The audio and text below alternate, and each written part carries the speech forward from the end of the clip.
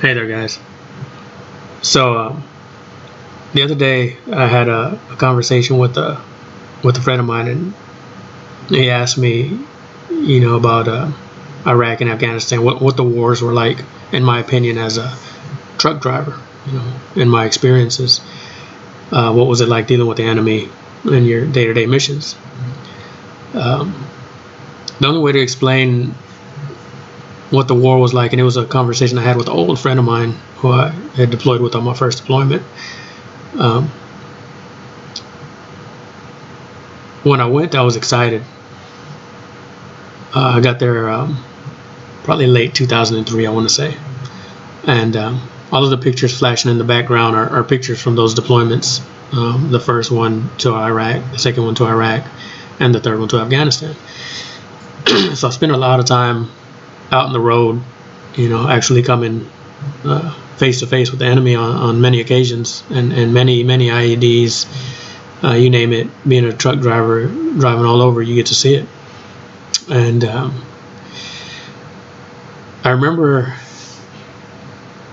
when I got there, things weren't so bad.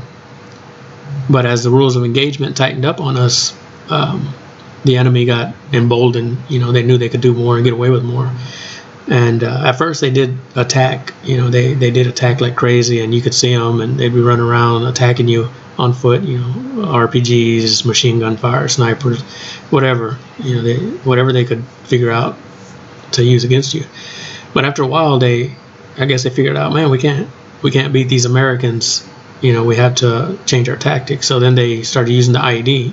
So then some days we drive and we get IED'd from point A, and then IED'd from point A to B, without a single shot being fired. So they figured out, how to deal with it. And then occasionally you still have a skirmish here and there. But mainly it shifted to IEDs. But I remember with the rules of engagement, having a friend of mine with the frustration we started to feel because the enemy kept, getting more emboldened, their tactics, changing. Some of the attacks were getting bigger and bigger. I remember my friend described it perfectly. He's like, man, this is frustrating. We're out there getting our butts kicked, and our hands are tied behind our back. We can't do anything. And he said, I feel like this is a boxing match. He's like, this is a boxing match where, we're playing by the rules. We got our gloves on, and these guys are coming in with brass knuckles in their gloves, fucking knives. They're attacking you in between the rounds. They're attacking you in the dressing room. These guys, we're handing them everything. We're giving them money. We're giving them equipment. We're not out here maliciously harming them, doing anything to them, that we shouldn't be doing. And they're still stabbing us in the back, But I'm pretty sure our government knows this, because if they allowed us to be successful and took the leashes off, then there'd be no reason for us to be there. We'd have control over that place, just like when I went in. Total control. There wasn't nobody out. All this ISIS and these random killings, how they're doing it now, because we were the police, even though that's not our job. That's basically what we're doing.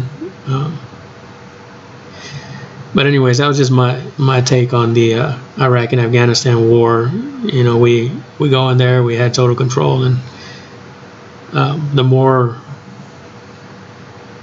we do the more successful we are. It seems like the more our people tie our hands behind our backs. In my opinion, I would say purposely. So then we have to stay longer. Anyways, that's just my opinion, a short opinion on what it was like dealing with the war and the rules of engagement. Not to mention, by the time I left in 2008 on my second deployment, we were armed with shotguns that fired beanbags and rubber bullets, and before you could do anything, you basically had to call up and get clearance. And by the time you got clearance, you know, the enemy's long gone. You know. But anyways, it's just my experiences.